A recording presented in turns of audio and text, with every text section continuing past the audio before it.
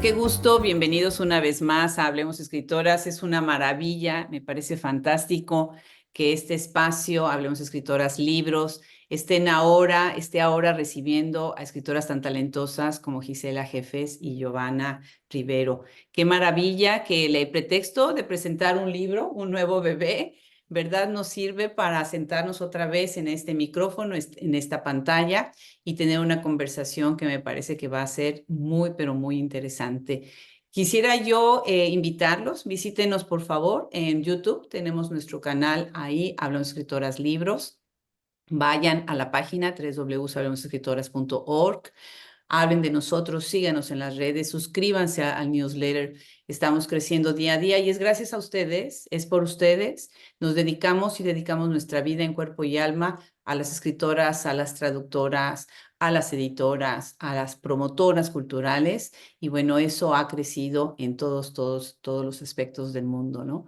Quiero dar las gracias a Brenda Ortiz, que está siempre tras bambalinas, porque nos ayuda tanto con todo el trabajo que se hace en Hablemos Escritoras. Muchísimas gracias, Brenda. Y gracias a ustedes que siempre nos siguen. Bueno, pues qué gusto presentar primero a nuestra invitada de honor, que es Giovanna Rivero, escritora boliviana con un gran talento, radicada en Estados Unidos. Fue ni más ni menos seleccionada por la Feria Internacional del Libro de Guadalajara como uno de los 25 secretos literarios guardados en América Latina. Es maravilloso. Algunos de sus libros son Para comerte mejor, 98 segundos sin sombra, Tierra fresca de su tumba, Tumbar la quietud, Gestos subversivos entre fronteras. Y bueno, obviamente tiene muchísimo más que tienen ustedes que conocer de ella, escuchar la conversación que tenemos con ella en Hablemos Escritoras y ver su perfil. Y bueno, una colaboradora y gran aliada también de este proyecto, que es además responsable de nuestra sección Estéticas del Antropoceno, Gisela Jefes, que, bueno, pues ustedes saben, ella argentina, académica. Uno de sus temas importantes es la naturaleza, ¿no? Es toda esta ecocrítica y todo lo que está pasando con el daño ambiental que el hombre en esta era tan catastrófica estamos causando. Algunos de sus libros son Cocodrilos en la noche. Tiene también Ishia, que además ahora ha sido traducido por Deep Vellum. Felicidades por eso. Y bueno, ha estado editando libros como Turbar la quietud, Gestos subversivos entre fronteras. Otro de sus libros es Aquí no hubo una estrella. Y bueno, definitivamente ese es el bebé que se está liberando el día de hoy. Yo soy Adriana Pacheco, nos dedicamos en cuerpo y alma, como ya lo dije a todos ustedes, y estamos muy orgullosos de tener a Giovanna y a Gisela. Los dejo y regresamos en un momento más. Bienvenidas. Muchísimas gracias, Adriana, y qué felicidad volver a estar en este espacio tan comprometido que es Hablemos Escritoras y contenta además de compartir esta conversación con la gran Gisela Jefes. Para mí es lo mismo. Gracias, Adriana, por abrirnos este espacio. Es un honor estar aquí. Giovanna es una escritora que admiro. Es tu escritura, Giovanna, son joyitas. Así que, ¿qué puedo decir? Sino muchas gracias. Palabras de agradecimiento para ambas. Maravilloso, Gisela, muchas gracias. Mira, yo he tomado muchos apuntes de esta maravilla de libro que nos traes hoy, pero ¿qué te parece si comenzamos la charla con la lectura del breve texto de contratapa que escribí para tu libro, para la hermosísima edición de Suburbano? Aquí no hubo ni una estrella. Esta conclusión, que podría provenir de la observación astronómica o también, ¿por qué no?, de la mediunidad esotérica, constituye el descubrimiento al que arriba cada uno de los personajes de este libro hermoso y extraño. Aquí Gisela Jefes se mueve con elegancia acuática entre el ensayo, la autobiografía, la poesía y el cuento, tal vez porque abraza decidida la luminosa certeza de que los géneros y sus taxonomías fueron diseñados para profanarse. En este mapa global espurio, el teclado de la escritora dibuja los contornos de una Latinoamérica en estremecedora mutación. Pues Gisela, fíjate que me llamó mucho la atención cómo escogiste este título, Aquí no hubo ni una estrella, que es un doble negativo. No hubo ni una, ¿no? Y bueno, en matemáticas el doble negativo da un positivo absoluto. Pero esto que parece una sentencia, un veredicto, un dictamen científico, como señalaba en el texto de contratapa, tiene el poder de amparar un libro que es muy heterogéneo, que tiene distintas lenguas literarias, ¿no? Y que si bien los textos tienen una colindancia en la sensibilidad, las poesías, esos poemas maravillosos que tenés, las crónicas, los cuentos, cada uno desarrolla como un mini planeta. Contanos cómo es que escogiste este título que es estremecedoramente hermoso. Bueno, primero, Giovanna, te quiero agradecer esas palabras tan lindas que, que pusiste, que le pusiste tanto corazón y esmero para la contratapa, que realmente iluminan aún más esa oscuridad galáctica, ¿no? De la que surge el libro. Quizá un poco para pensar en el título y tu pregunta, hablar de su gestación, ¿no?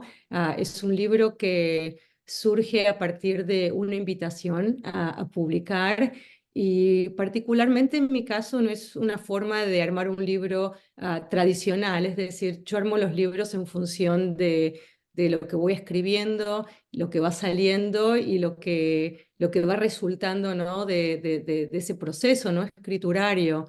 En este caso surgió como una invitación del equipo de Suburbano, y quiero agradecerles particularmente a Hernán Vera Álvarez, que fue la persona que inició esta conversación, esta invitación, pero también a Gastón Bierkel y a Pedro León Medina, porque es un equipo que trabaja a pulmón para crear estos pequeños espacios, ¿no? Donde uno tiene realmente la libertad para proponer un trabajo como este, que es tan híbrido y tan ecléctico, y, tan, y que viene, ¿no? que se origina en distintos lugares de esta galaxia que es la vida de una persona, es decir, mi propia vida dispersa en escritos que había ido publicando y que habían estado dispersos, y que al mismo tiempo se conectaban con otros textos que aparecen aquí,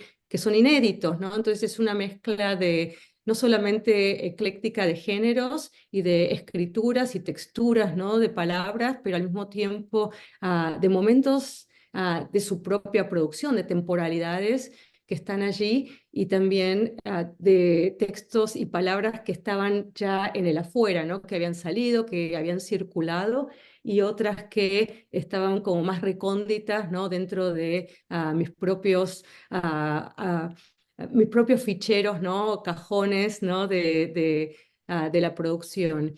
Y creo que en ese mapa, ¿no? galáctico de textos que aparecen aquí, la idea de que no hubo ni una estrella es una forma muy como categórica de acercarme a los textos, pensando en esa doble negatividad, ¿no? de lo luminoso, creando quizá una luminosidad diferente, ¿no? Es pensar en el texto y en su hibridez como algo que surge desde los márgenes, desde lo experimental, que es algo que yo trabajo bastante, que me interesa además, y desde ese lugar como como un planteo de que no existe o no hubo nada en relación a lo célebre, ¿no? No hay celebridad, no hay estrellas, también estrellas de estrellato, ¿no? Estrellas de celebridad, de producción, Triunfo, de de triunfo, de lo hegemónico, ¿no? Sino más bien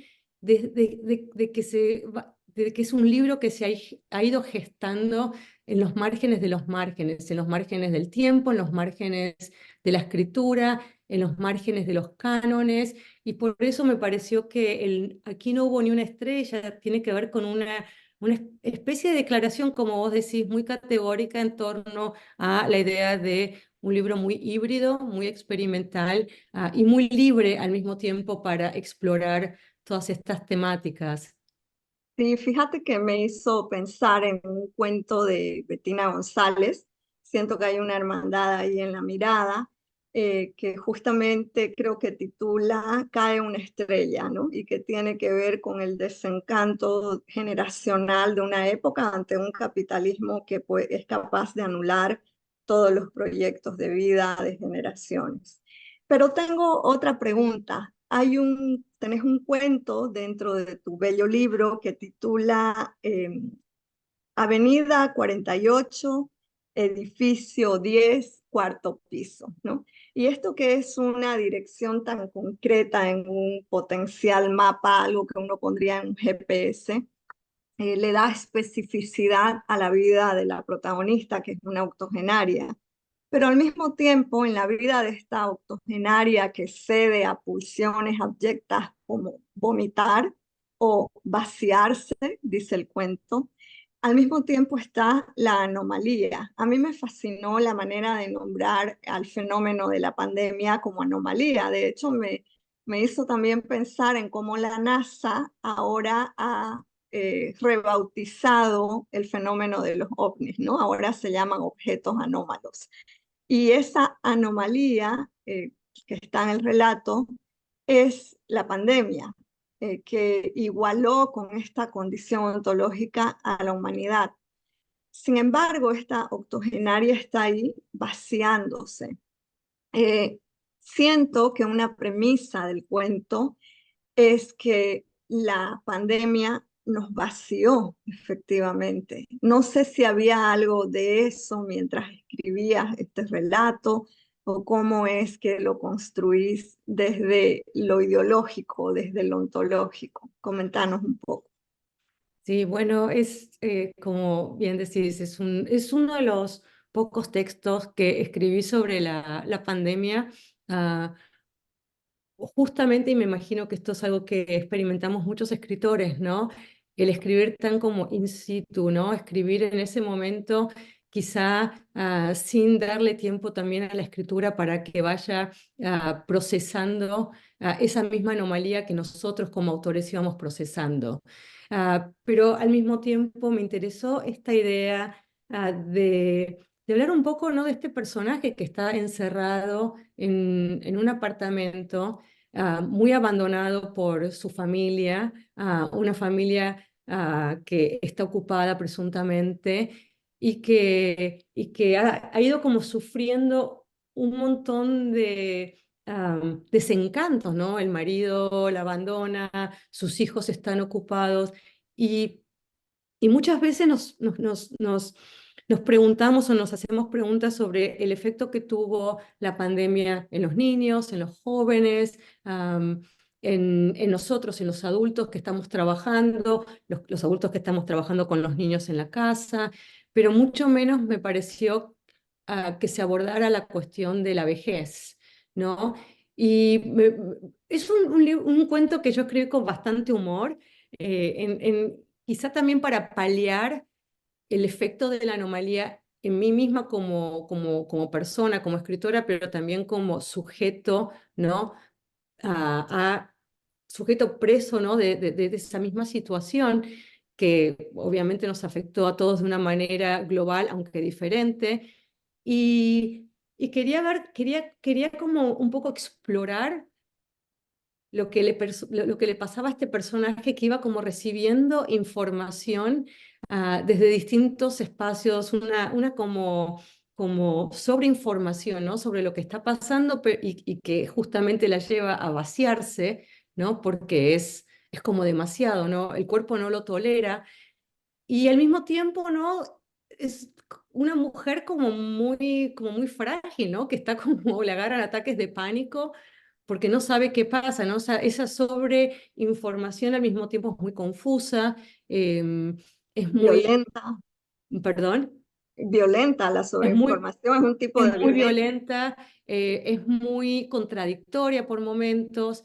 Entonces, quería como explorar un poco desde el humor, o por lo menos a mí me dio bastante, me consoló bastante escribir ese cuento porque hay algo un poco caricaturesco en la experiencia del personaje, esos vaciamientos son un poco como exacerbados, pero que al mismo tiempo son necesarios, ¿no? También para paliar ontológicamente, como decís, un fenómeno que nos excede de una manera tan real. Entonces, creo que la idea era más bien explorar desde ese lugar y también pensar en estas situaciones urbanas, ¿no? En cómo la pandemia afectaba justamente, hay un personaje también, hay una situación de violencia doméstica, ¿no? Y el individualismo, ¿no? Ella le preocupa, pero no la deja dormir y eso le molesta. Entonces también el individualismo que surge, ¿no? En esta situación de sálvese quien pueda, ¿no? Exacto, Que es eso estaba pensando.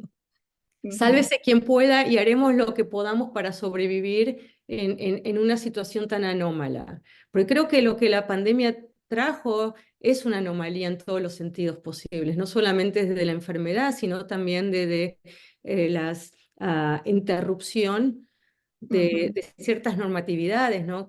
A los que estamos acostumbrados y que de pronto se vuelven momentos ya del pasado, ¿no? Ya no existen más o no se sabe si van a volver, ¿no? Esa especie de incerteza continua que Que amenaza, que titila sobre nuestras cabezas, y que ¿no? no sabíamos hasta cierto punto por cuánto tiempo permanecería, no permanecería, si se extendería por años, por meses. Fue un momento como muy anómalo, pero tampoco quería llamarlo pandemia, porque me parece que fue una anomalía y creo que podría ocurrir algo similar que no necesariamente estuviera vinculado con una enfermedad, pero que pudiera interrumpir el cauce, ¿no? De nuestras vidas normales como las experimentamos a diario. Así es, sí. Totalmente de acuerdo con esa reflexión, Gis. Y además tenés poemas de una bellísima melancolía, una melancolía que lastima, pero que a la vez tienen un dinamismo muy poderoso, ¿no? Capaz de narrar el desencanto, como mencionaba hace un rato, esta tristeza de generaciones que miran al horizonte y no ven nada realmente.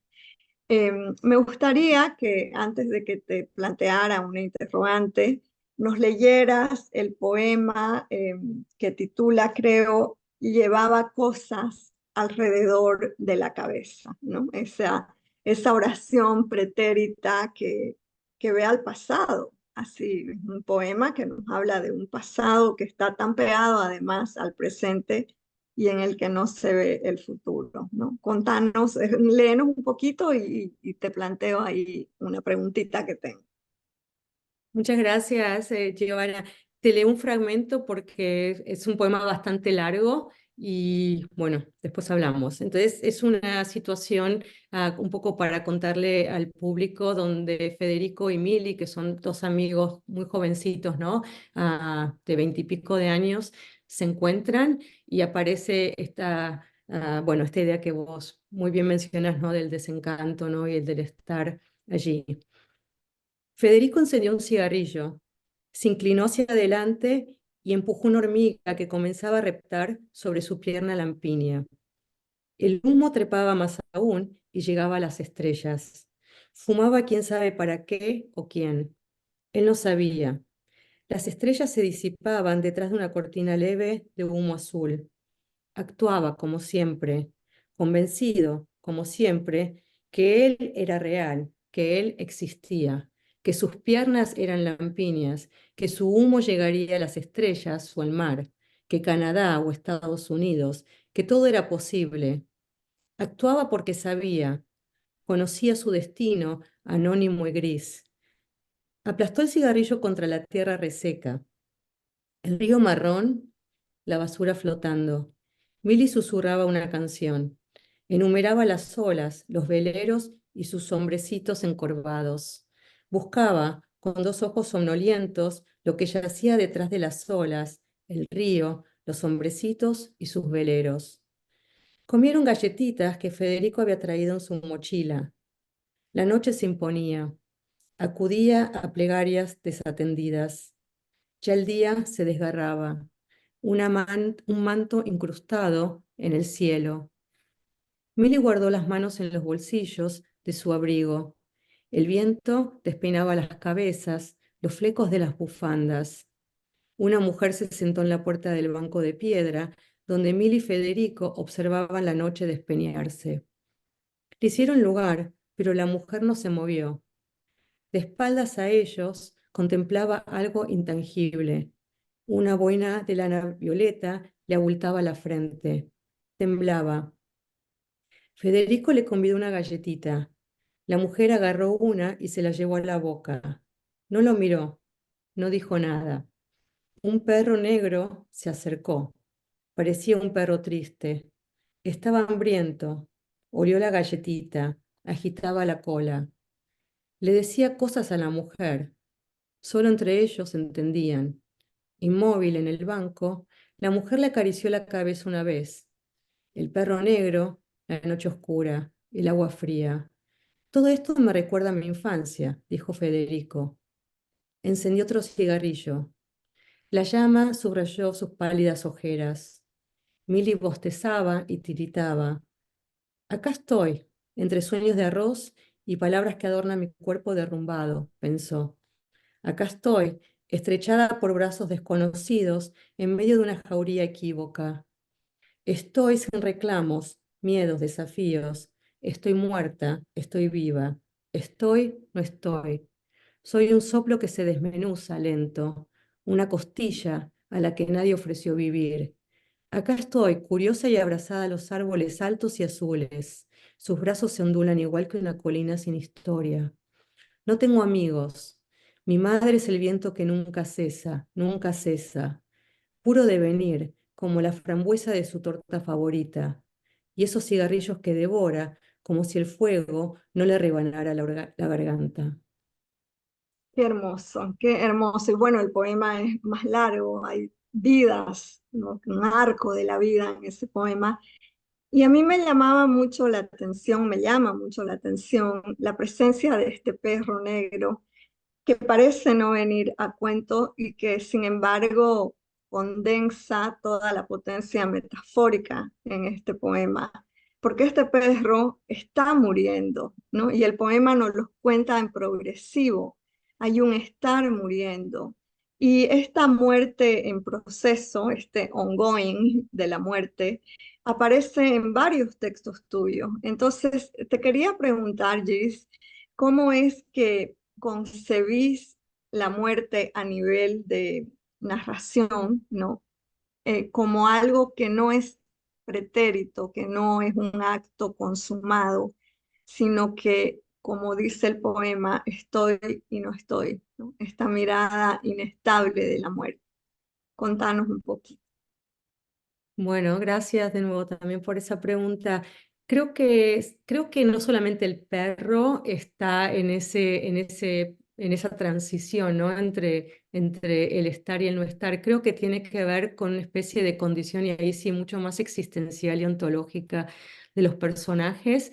Y sí, creo que también es una marca muy recurrente en mi escritura, que no necesariamente es algo que busque formular cuando escribo, sino que me aparece más bien, creo que como forma de concebir un poco la realidad. Creo que a mí me parece que estamos siempre en una especie de limbo entre el estar y el no estar, ¿no? Entre lo que pareciera ser tangible, que es la vida, lo real, lo material, pero al mismo tiempo tan tan influenciado y tan definitivo en torno a otras cuestiones como, como la experiencia, ¿no? Creo que hay algo muy fenomenológico en la forma en que voy concibiendo los personajes, y creo que esa forma de concebirlos tiene que ver con lo experimental, con la experiencia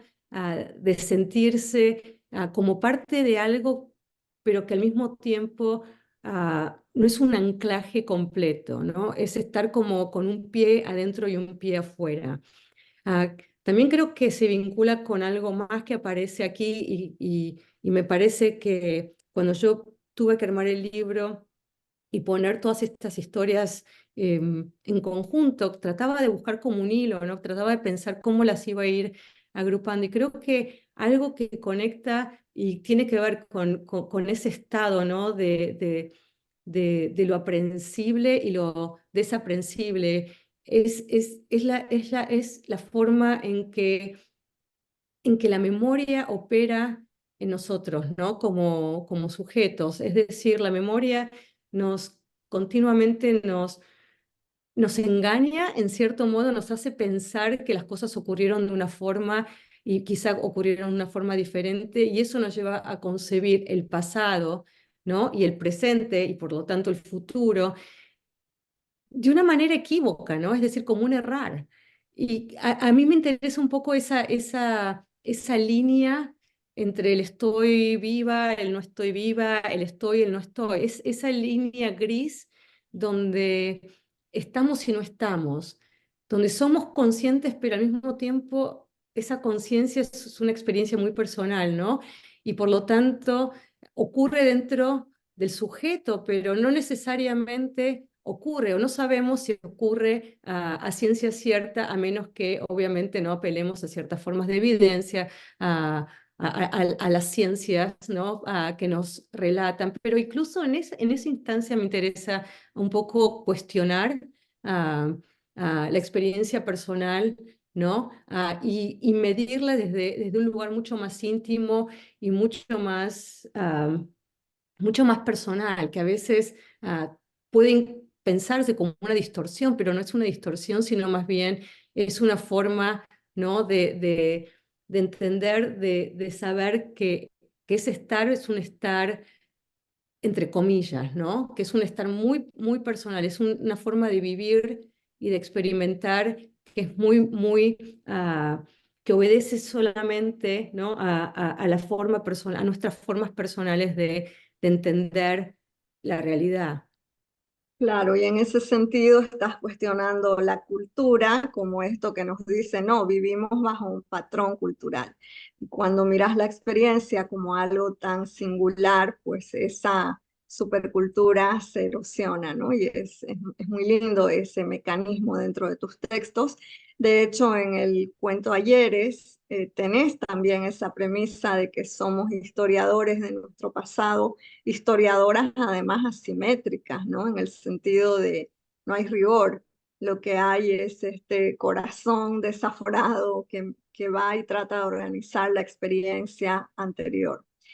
Y justamente en el cuento Egotopías tenés esta conversación, está como más cercano a la dramaturgia este texto, tenés esta conversación del ser con el ser, es decir, no es solipsista, pero es como que si hubiera un desdoblamiento, ¿no?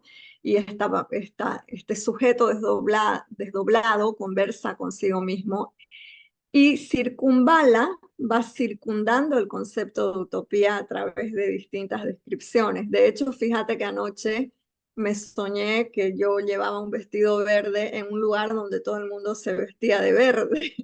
Y en Ah, ese sentido, tu cuento caló en mi imaginación, porque claro, decir la utopía es verde y reflexionar sobre eso es también como súper enfático dentro del texto, ¿no? Pero también pensaba si la escritura misma no será ese dar circunvalaciones en torno a una utopía, que la escritura va a dejar siempre una porción insatisfecha de la pulsión de escritura, justamente. no, ¿Cómo ves la sí. escritura? Sí, perdón, dale. No, absolutamente, absolutamente. Creo que la escritura, por un lado, es bastante, supone cierta ambigüedad, ¿no? En el sentido de que podría ser esa, ese retorno, ¿no? Esa circularidad a la que te referís, ¿no? pero que al mismo tiempo regresa de una manera diferente. Pero para mí en particular yo pienso y experimento la escritura como una forma de cristalizar algo, es decir, frente a lo que se va diluyendo, lo que es tan evasivo, ¿no? Hablaba un poco de la memoria. La memoria para mí te confunde porque es muy subjetiva, ¿no? Es decir, a mí me fascina, pero también a veces me preocupa los recuerdos, cómo concebimos los recuerdos, ¿no? Y cómo creemos que lo que es un recuerdo es algo que quizá alguna otra persona mencionó en el pasado y nosotros recogimos y reelaboramos como si lo hubiéramos experimentado nosotros, como si hubiera sido nuestra propia experiencia, y a veces no es así. O incluso con una fotografía, vemos la fotografía, ¿no? Y tratamos de reconstruir lo que pasó, pero no necesariamente la información que le estamos volcando va a ser, va a ser necesariamente, ¿no? Ah, un reflejo, ¿no? de la realidad. En el caso de la escritura, me parece que te permite explorar todos estos aspectos y cristalizarlos. Por un lado, te permite cristalizar y te permite atrapar eso mismo que uno, o por lo menos yo siento que se diluye, ¿no? Que es el pasado, la memoria, lo que dejamos, lo que ya no está. Es algo que me preocupa, me obsesiona muchas veces, ya sean las personas, ya sea la naturaleza, ¿no? ¿Cómo recuperar lo que ya no está, ¿no? Sean afectos, sean emociones, sean espacios, sean lugares que han cambiado, ¿no? Como en la crónica de Volver. Y al mismo tiempo la escritura nos permite un poco jugar con eso, ¿no? Traerlo de vuelta y quizá reconstruirlo en función de de nuestros propios deseos. Entonces, para mí la escritura tiene mucho de eso, tiene esa capacidad de atrapar algo que se escapa, que es muy evasivo. Y el lenguaje tiene ese potencial, ¿no? De justamente darle forma, poetizarlo, darle sentido, darle más dimensiones, ¿no? Incluso reelaborarlo de manera tal que pueda apelar a otras personas, ¿no? De un público, un lector que pueda de pronto interesarse en un recuerdo que es algo quizá tan nimio, tan singular y poco interesante, ¿no? Que si no fuera por la escritura y por el lenguaje y por ese proceso, no estaríamos hablando sobre eso en este momento. Sí, es cierto, la escritura en ese sentido es una gran herramienta de la utopía porque construye esos lugares superpuestos al posible lugar concreto instalado en el recuerdo, pero sin la escritura, cómo construimos este lugar virtual compartible, ¿no? Con otras subjetividades. Me encantaría que nos leyeras un fragmento justamente de tu crónica Volver, que es una crónica tan conmovedora, es una belleza de crónica, entonces regalarnos un pedacito de eso. Muchas gracias, Giovanna. Voy a leer dos fragmentos, de nuevo porque es un poquito larga, para que el público un poco tenga idea de qué se trata. Volver. Ninguna ciudad me inspira más que Buenos Aires. Será por sus olores, por su olor a obra en construcción y asado. Será por sus barrios. En Palermo las chetas no cambian. Siguen siendo iguales a pesar del tiempo. Las veo en los cafés igualitas que ayer, pero no, son las hijas, idénticas a las madres que ahora tienen mi edad y tampoco cambiaron. Pienso que estoy viviendo otro tiempo, otra época. Será por sus transformaciones. Excepto el cambio climático y los rayos UV, que a pesar de su inminencia no impide que la Plaza Las Heras, ex penitenciaría, se atiborre de personas resueltas a extraer todo el sol posible que se derrite sobre sus cuerpos tostados, llegaron a Buenos Aires los carteles en inglés y la cerveza IPA. Volví a Buenos Aires después de expatriarme en el año 2000. Ese año me mudé a Estados Unidos, donde aún resido. Cada vez que regreso, las impresiones cambian. Buenos Aires es, sin duda, una ciudad globalizada, una ciudad que se arma como un montaje y se desarma. Es móvil y veloz, pero es lenta y atrasada. Esta vez, a diferencia de otras, regresé con mi hija de 12 años. Caminé o caminamos juntas por mi ciudad. Me interesó la mirada de mi hija porque ella es gringa, hay que decirlo, y ve todo desde afuera. Ella no comparte, como yo, un hilo invisible con el pasado argentino.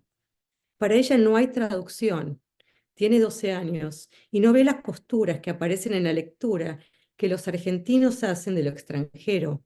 Esa lectura tamizada por el ojo local. Ella no tiene ojo local. O mejor dicho, lo local de su infancia no es lo local de mi infancia. Nuestras experiencias de lo local no solo difieren, sino que son intransferibles. No ve, como yo, que las canastas de mimbre que uno compra en Walmart son las mismas que venden en un negocio chic en la avenida Santa Fe. No entiende que comer cereales aderezados con manteca de maní es una gringada, porque para ella la manteca de maní es lo que se come todos los días en su menú. Y como buena gringa, piensa que si se come en Estados Unidos, se come en todas partes, lo que hoy no es incorrecto. Yo, que me vanagloriaba patéticamente de nuestro dulce de leche clásico, orgullo nacional, y le endilgaba en la cara a los gringos que nuestra querida patria no consumimos esa pasta horrible, salada, que mezclan con mermelada para meterla dentro de un sándwich de miga, ahora veía que también aquello se había infiltrado, como la cajita feliz de Ronald McDonald, años A, en el universo de mi infancia y adolescencia, el universo que dejé.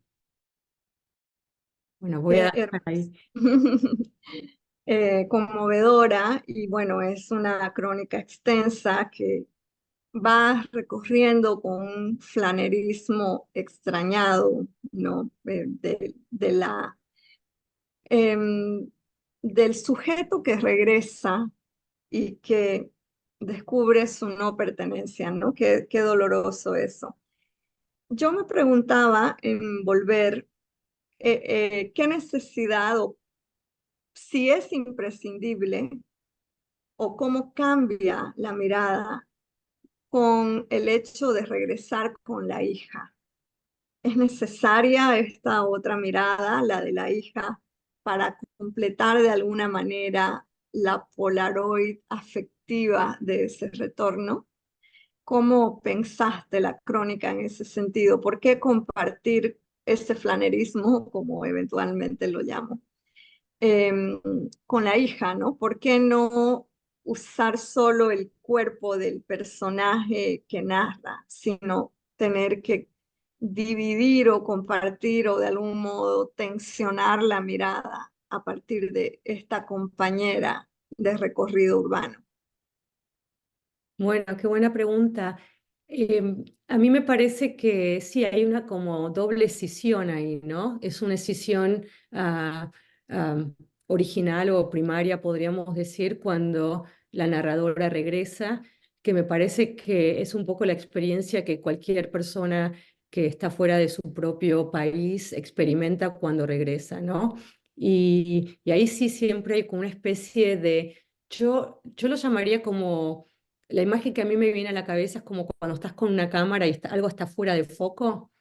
Entonces hay algo como que está fuera de foco, ¿no? Y hay un momento en que la narradora tiene que, como cualquier persona, de nuevo, que experimenta, ¿no? El estar afuera y regresar no de manera permanente, es decir, no regresar cada 6 meses o una vez por año, sino regresar cada 2 o 3 años, que es un tiempo, es el tiempo suficiente como para que las cosas cambien.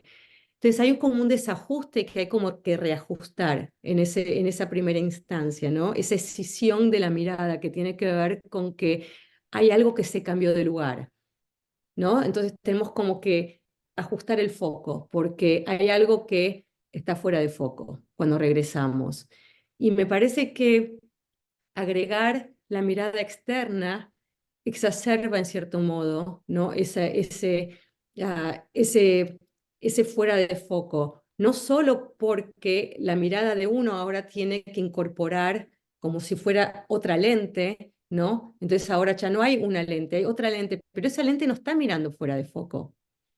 Y eso me parece interesante. Esa lente está mirando de manera directa y centrada, ¿no?, en el foco que examina. Entonces, me parece que ahí se crea una como escisión doble del sujeto, porque la mirada, por un lado, está ajustando, pero al mismo tiempo tiene que ajustar la mirada en relación a esa otra mirada que no está fuera de foco, pero que está mirando lo mismo que uno mira.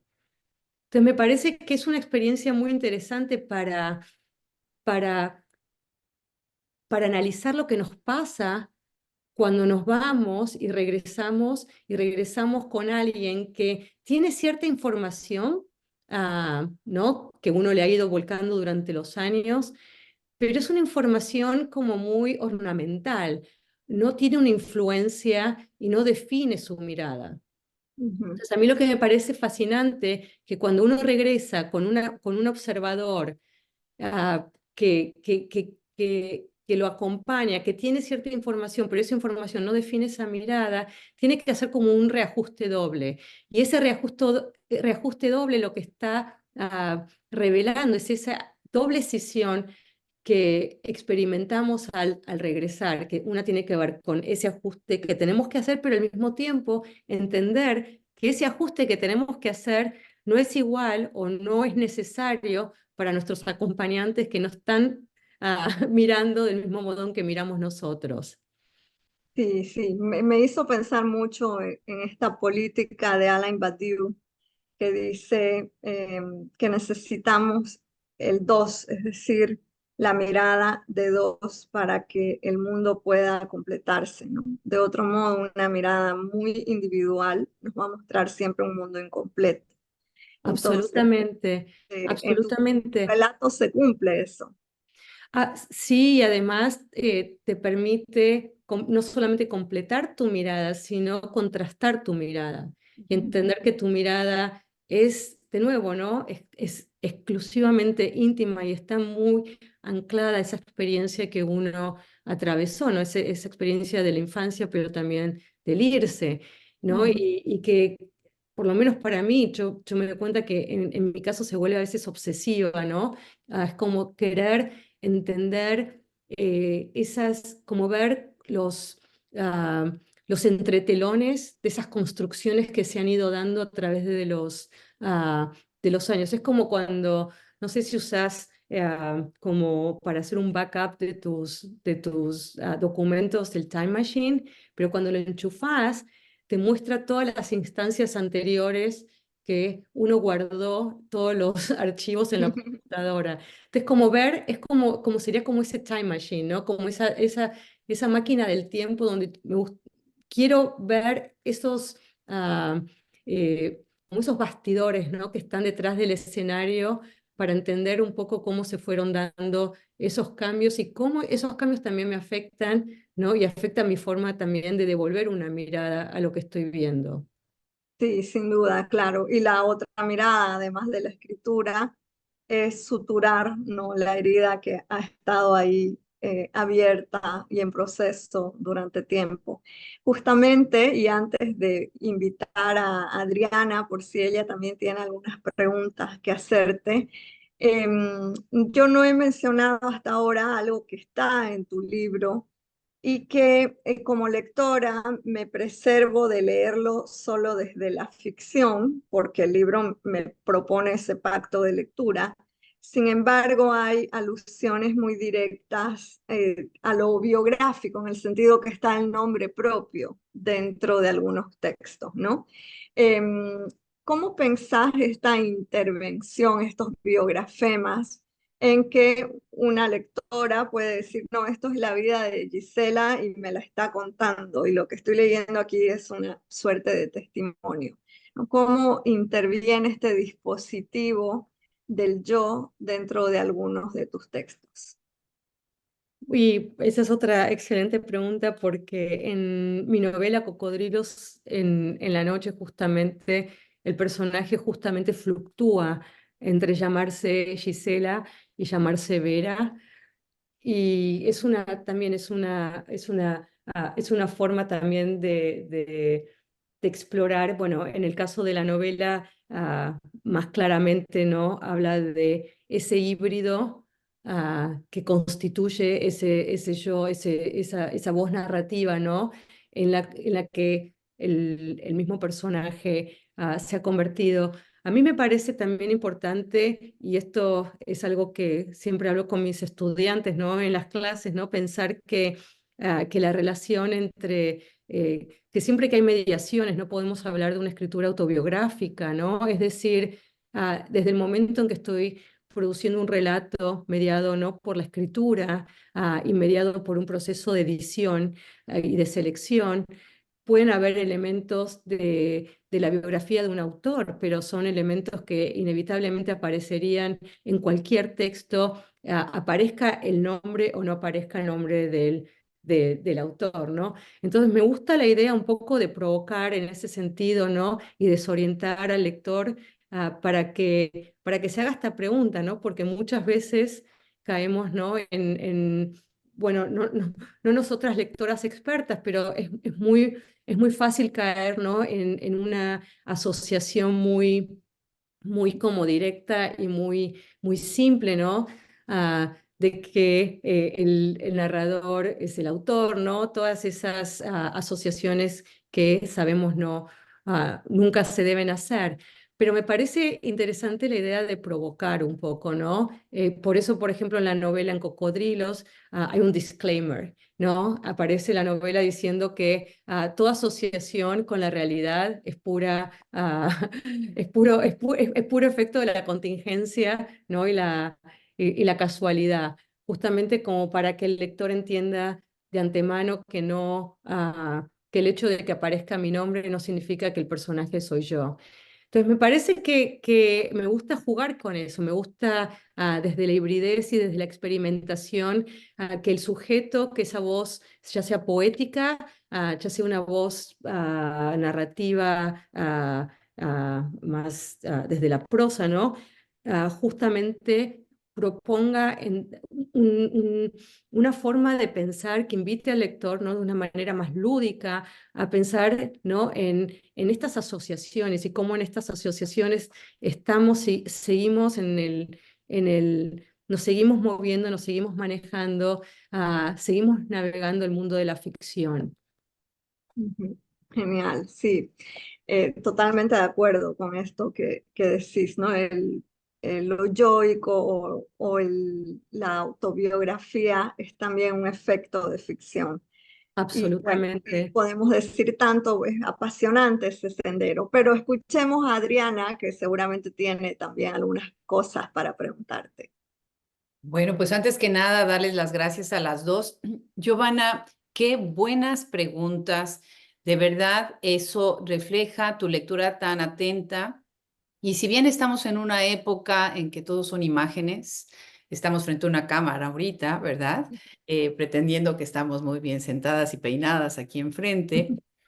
Lo importante no es eso, lo importante es el texto, ¿no? Lo importante es ir adentro de los libros, leerlos con detenimiento y bueno, refleja tus preguntas, reflejan precisamente eso. Entonces, muchas gracias por picarnos la curiosidad de este libro.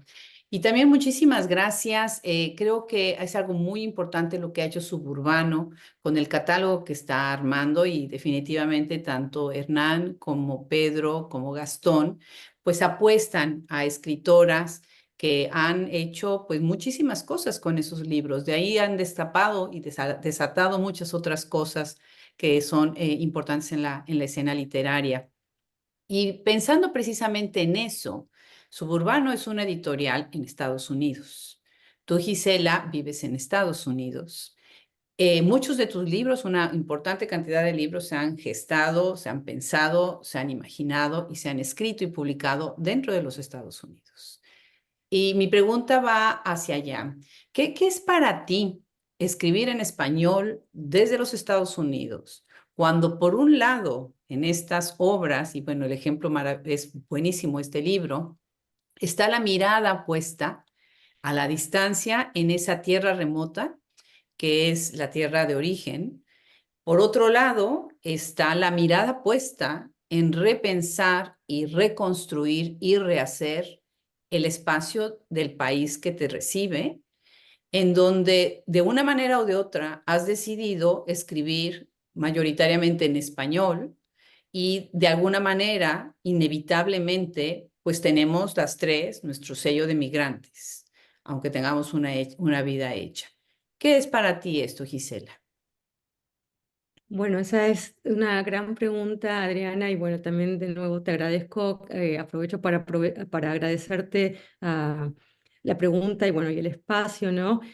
Vos sabés que desde el 2011 con Literal Publishing empezamos ah, una, una iniciativa que se llama las series Dislocados, justamente a partir de una conferencia que yo había organizado sobre lo que fueron las poéticas de los dislocamientos, ¿no? Y de ahí salió un libro y de ahí sacamos más libros y bueno, esperamos poder seguir, necesitamos siempre fondos y eso es lo único que nos, que nos para, pero creo que tiene que ver con una experiencia que no es solamente individual, es una experiencia muy colectiva, es una experiencia que no se inscribe dentro de una generación, quiero decirlo claramente, no es una generación de personas que están en el sentido de que todos no, es más o menos tenemos la misma edad, ¿no? Es mucho más intergeneracional en el sentido de que hay gente escribiendo en español en Estados Unidos de distintas edades, de distintas naciones, con distintos acentos, ah, con distintas razones por las cuales están aquí. Las razones varían de caso en caso, pero sí creo que es un fenómeno. Es un fenómeno muy interesante y creo que es un fenómeno que en muchos casos eh, coincide, hay muchos elementos en común, pero también, de nuevo, varía de acuerdo, ¿no?, a la experiencia personal. Para contestar un poco tu pregunta, en mi caso, escribir en español supone una amplia variedad de cosas. Primero, un desafío. Eso es lo primero que experimenté cuando empecé a trabajar un poco, ¿no? A continuar mi trabajo de escritora aquí, porque también mi trabajo es académico y mi trabajo académico por momentos tuvo que, como que dejó de lado o no me permitió avanzar con mi escritura por las demandas, ¿no? De la academia, pero escribir es un desafío porque, bueno, estás en un lugar donde tu escritura no circularía del mismo modo en que circularía si estuvieras en tu propio país. Entonces, el problema de dónde publicar, ¿no? Es un problema. En el caso, yo sentí ahora cambió apenas un poco, pero cuando yo retomé mi escritura, sentía que era más difícil publicar en Argentina que en las pequeñas editoriales que estaban en Estados Unidos, por el hecho de que yo me había ido luego de haber publicado mi primera novela, Isquia, pero me fui en el 2000 y por lo tanto no era una figura presente y referencial en el círculo de escritores argentinos de mi generación. Entonces no tenía ningún nombre, no tenía ningún tipo de presencia y muchas de las cosas que se gestan cuando publicás allá tienen que ver con estar, con conocerse en cafés, con conocerse en presentaciones. Es mucho más presencial que enviar un email y decir me gustaría publicar, porque muchas veces ni te contestan. Y no porque sea de mala onda o porque no quieran, es que están sobrepasados o tienen muchos trabajos, etcétera, por una multitud de razones. Fue un desafío en ese sentido, pero también es el desafío de la lengua, ¿no? Es decir, lo que nos pasa cuando nos vamos muchas veces es que se nos congela la lengua. La lengua no recoge ya esa jerga que se reproduce en el día a día, ¿no? Del estar en nuestros países. Entonces muchas cosas a veces se nos escapan, hay que preguntar. El hecho de que haya que preguntar, ¿qué significa esto, no? ¿Por qué están diciendo esto? Esto ya me perdí, no, no le di seguimiento, ¿no? a esto que están diciendo, o este tipo de uso de palabras, y tiene que ver con que al no estar ahí se te congelan un poco el lenguaje, se te hace como menos local. El estar también en contacto con latinoamericanos, más que con argentinos, me parece que eso es una experiencia que le ocurre a bastantes personas, por lo que sé, se te suaviza un poco el acento, se te vuelve como un poco más neutro, porque estás conviviendo, ¿no? con latinoamericanos bueno, que también a su vez han estado aquí mucho tiempo, y por lo tanto se vuelve como un lenguaje diferente que creo que tiene eso un impacto en la escritura. La escritura absorbe eso, ¿no? Lo metaboliza y lo vuelca. No sé, Giovanna, si a vos te pasa lo mismo, si querés decir algo, porque me parece que es una experiencia que nos atraviesa a muchos. Sí, y eso es muy bueno que contestes eso, Giovanna, si tienes un comentario. Y yo además tengo una pregunta para ti.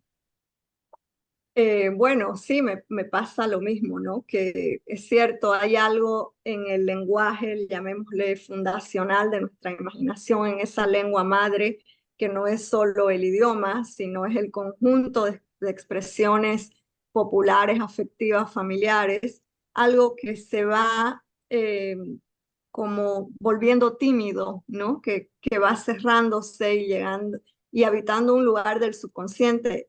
No es que esté tieso, muerto, sino que pasa como a un lugar secreto. Pero eso también es hermoso, me parece, tener como un lenguaje secreto al cual recurrir de cuando en cuando, ¿no? Porque entonces brilla con otra potencia, ¿no? Cuando también hay una distancia respecto a esas piedras fundacionales de nuestro imaginario, eh, acercarse es como resucitar uno mismo también, ¿no? Y hay algo distinto que florece de haber guardado ese lenguaje, porque la distancia se impuso, los años se impusieron, la coexistencia, como decís, con otros latinoamericanos, con otras jergas, pero también nuestro propio lenguaje se vuelve heterogéneo, y creo que ahí hay una enorme potencia.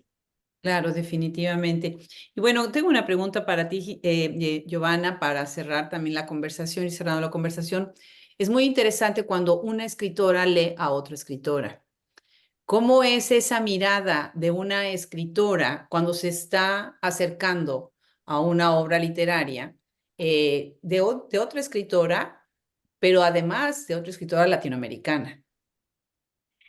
Es primero de mucho respeto, ¿no? Y de un gran amor, porque como decís, leer a una hermana de experiencias migratorias, aunque como ya lo dijo Gis, cada experiencia es tan única, tiene sus procesos tan irrepetibles, pero de todas maneras, el saber que estás leyendo a alguien que también escribe desde un exilio que tiene distintos motivos, desde estudios académicos, económicos, políticos, en fin, leer a una hermana que está usando el español como la masa, la materia con la cual crear el pan de la escritura, a mí me conmueve mucho y leo como digo, con un enorme respeto y tratando de ver siempre, yo siempre me considero una discípula, una aprendiz, ¿no? Tratando de ver qué puedo aprender de esa formulación de la ficción. ¿Qué hay? ¿Qué bellezas me puedes regalar ese texto? ¿Qué uso de los adjetivos me sorprende, ¿no? Entonces, por eso es que también intento plantear preguntas en que todas quienes nos escuchan puedan aprender de ese texto, ¿no? Porque creo que en cada texto hay como una complejidad que va más allá de la sintaxis, de la historia que se está contando, ¿no? Que tiene que ver con un subconsciente. Entonces también es una mirada muy curiosa la mía de ver cuál es el subconsciente que late en este texto. Bueno, Sí, quiero solamente agregar, Adriana, que cuando Giovanna hace esas preguntas, también uno se vuelve aprendiz de sus propios textos en este caso de la misma lectora, porque te abre como surcos, ¿no? En lugares donde quizá uno no había puesto tanta atención o había quizá trabajado de una manera un poco más inconsciente, ¿no? Entonces esas preguntas también le permiten al autor, en este caso a mí, aprender un poco, no solo de lo que voy escuchando, sino también de lo que va preguntando, de la propia lectura que ella hace. Gracias. Maravilloso. Me encanta escucharlas.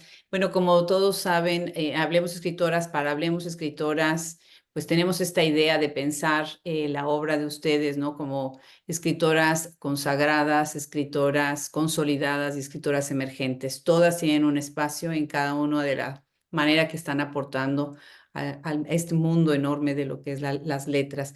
Por otro lado, algo que siempre hemos dicho es, admiramos muchísimo, yo en lo personal admiro mucho dos cualidades de las escritoras con las que tengo el privilegio de convivir: su talento y su generosidad.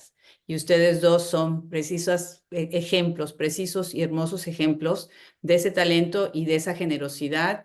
Y bueno, a partir de ahí les quiero dar las gracias por venir el día de hoy a este micrófono, por ser parte de Hablemos Escritoras. Quiero invitar a todos los que nos están escuchando, por favor, vayan ahora a nuestra página y también vayamos apoyando poco a poco esta nueva iniciativa que es Shop Escritoras Books, en donde estamos vendiendo, armando nuevamente este catálogo que tuvimos que hacer este cambio enorme hasta que todas las editoriales se sumen a esto y podamos traer a Estados Unidos todos estos libros maravillosos, porque no se los pueden perder, de verdad no se los pueden perder.